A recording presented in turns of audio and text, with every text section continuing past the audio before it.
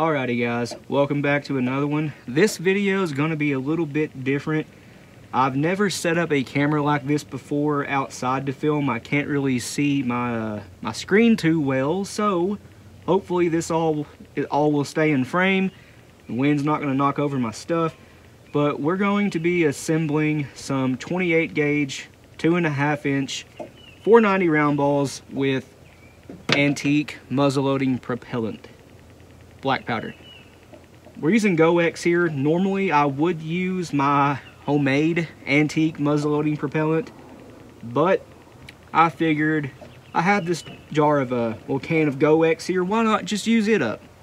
So the components we're going to use are, starting with Gras 2.5 inch 28 gauge shells. Now the reason we're doing this is because we have you guys have actually seen it before, a French Gras rifle in 28 gauge. It was converted to a shotgun in the very early 1900s or very late 1800s. Not really sure on it, but there's not a lot of those Gras shotgun conversions here in the United States, and we happen to have one. But again, it is in 28 gauge, 2.5 inch chamber, and you can only use antique muzzleloading propellant or black powder in that gun. So we're using 50 of this, 50 even.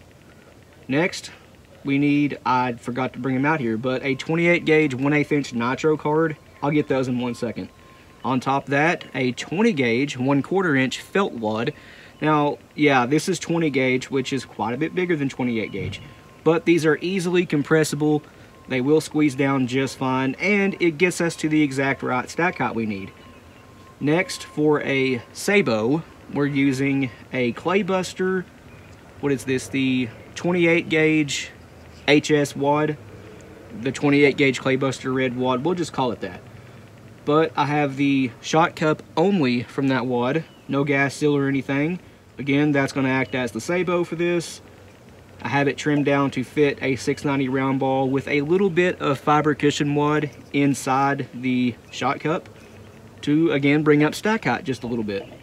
Now if you don't use the fiber cushion wad or a 410 nitro card inside the shot cup here, when you roll crimp this, which I'm doing a roll crimp here, the ball will be loose and kind of floppy in there, which you don't want. The fiber cushion wad is going to bring that ball up a little bit while still being inside the shot cup, and it'll be tight once we roll it. It won't be rolling around and loose, which again we don't want. So all in all, it's a pretty simple assembly here. 50 of this. Then we're using again, I'll get them in just a moment, but 28 gauge nitro card, 1/8 inch, 20 gauge 1/4 inch felt wad, a 28 gauge shot cup from a clay buster wad that's been trimmed down to, I don't know, 3/8 of an inch, we'll call it that, and some fiber cushion wad, then our ball, and roll. That's it. Pretty simple. Alright, so I have the nitro cards here. Let's get started. I have this lid here from a buffer can, just so I don't spill any. I know I'm going to spill some, but none gets wasted of this powder here. I have a powder measure. It is set to 50. All I'm doing here is just filling it up. And there we go. Settle that down a little bit. And yep, the lid here is catching any spill. Now, 28 gauge, 2.5 inch shut-out hole. You could use any 2.5 hole you have here. Next, our 28 gauge 1/8 inch nitro card. Get that seated on the powder and compress that down just a little bit. Now, 20 gauge 1/4 inch felt wad. Obviously, if you have 28 gauge filler wads, use those, but I want some form of cushion in here, and a nitro card, that's not really good cushion, so I'm using what I have.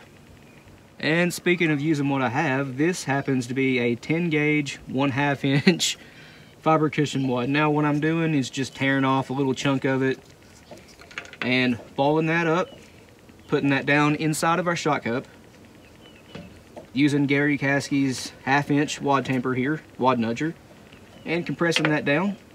And then we're going to seat that on top the felt wad. And again, compress that just a little bit. Now, we're ready for our ball. Now, these are untreated right out of a mold. It has a sprue on it. You want the sprue facing up. The wind kicked up pretty hard there, so I'll do the rest of these. And what do you say we fast forward this? Never done that before either. You guys are getting all kinds of new stuff today, but let's get into it. Fast forward time.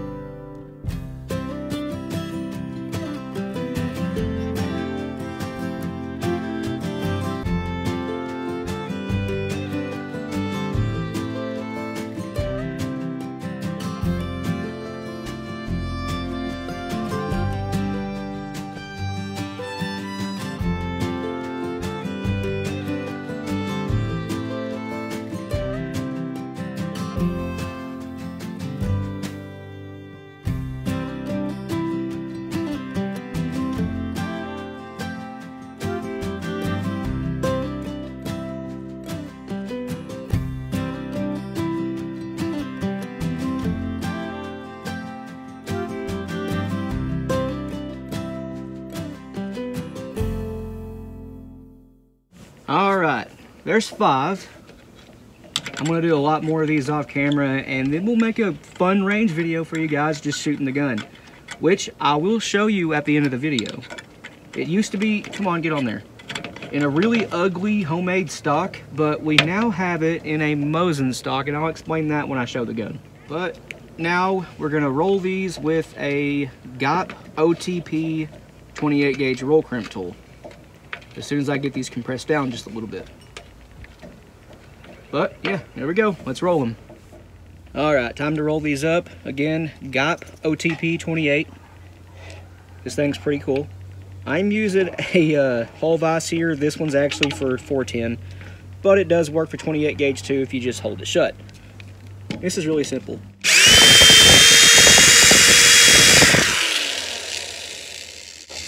Gotta turn it. That one was kind of lopsided. There's one.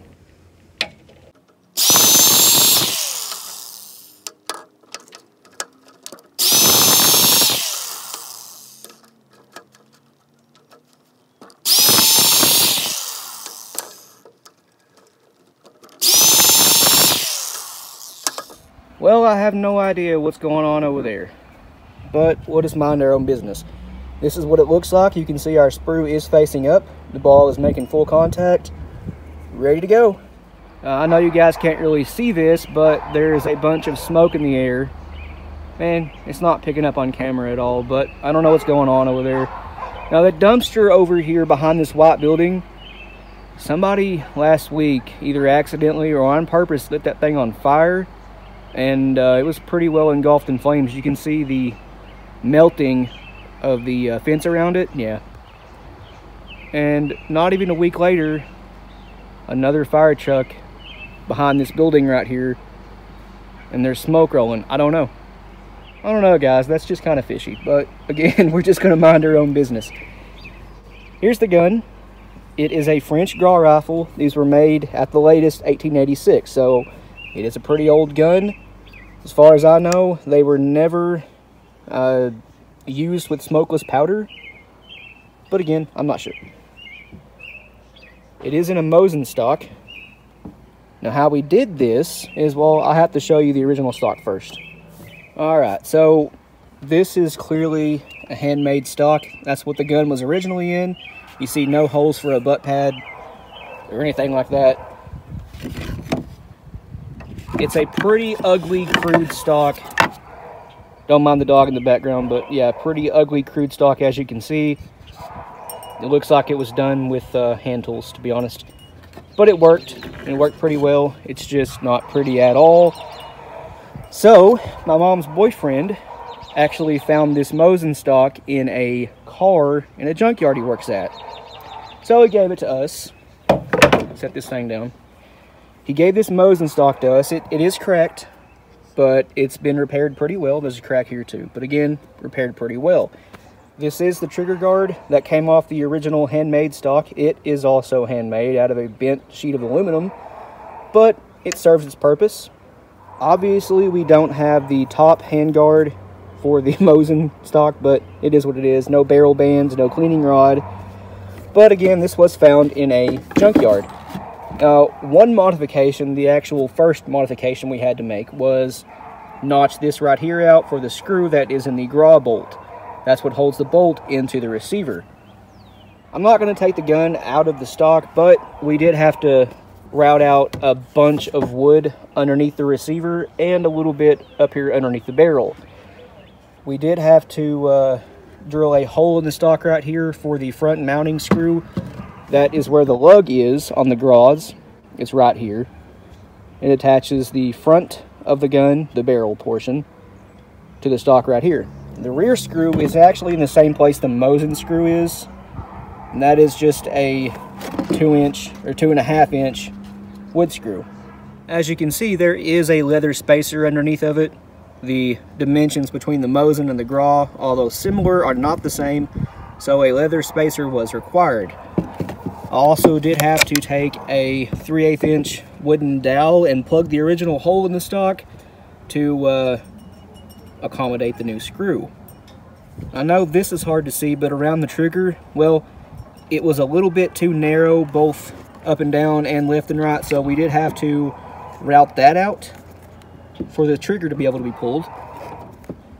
We will have to add a block right here in the mag well to be able to attach the front screw for the trigger guard, but as it sits right now, this thing is actually pretty rock solid. It can't go nowhere, so it's working as it should. The recoil lug that was already in the stock did not have to be removed or anything like that. This was all basically just taking out a little wood here and there for the Gras to fit. I don't know if I've said this already, but the Gras was the precursor to the Mosin, if in a way, if you want to call it that. Very similar rifles. But this one is in 28 gauge. You can see the stamp right here. 2.5 inch chamber. Obviously, again, black powder only, which is the whole purpose of this video. The conversion was done in Belgium, and then these were imported into the United States in small numbers in the early 1910s, if I remember right. And I've read that only about 1,000 were imported. I'm not sure if that's true. It's been a couple of years since I've done any research on this at all, and I could be wrong. Odd. Obviously, this is a single shot. There's no space for a mag, although I'm sure you could convert it if you wanted to. I believe this channel right here, one, that is where the lug of the bolt rotates, but also I'm pretty sure that's there to relieve gases if a shell happens to rupture. I'm not sure. I remember reading that too, but I'm pretty sure that's like a safety thing. If the shell ruptures, the gas can vent out the sides, not back. That would be bad. This is not a rifled gun, by the way. It is smooth bore, and it is improved cylinder from the actual start of the barrel all the way down. It measures 5.42, 5.41 in that area, depending on angle. But yeah, it has a complete bore of improved cylinder. So not really any sort of real choke in this gun. It's not great for patterns, but it does all right with buckshot. Here's a full view of the gun. Now, if you didn't know this was a shotgun and you looked at the muzzle, you would think that this is some sort of really large bore rifle. 28 gauge is 55 cal bore diameter. This is 54. It does have a slight amount of choke in it, but nothing really to speak of.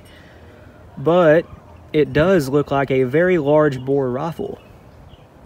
All in all, this is a really cool gun. We haven't featured it on the channel a bunch just because, well, it was kind of ugly. The trigger pull is like 50 pounds.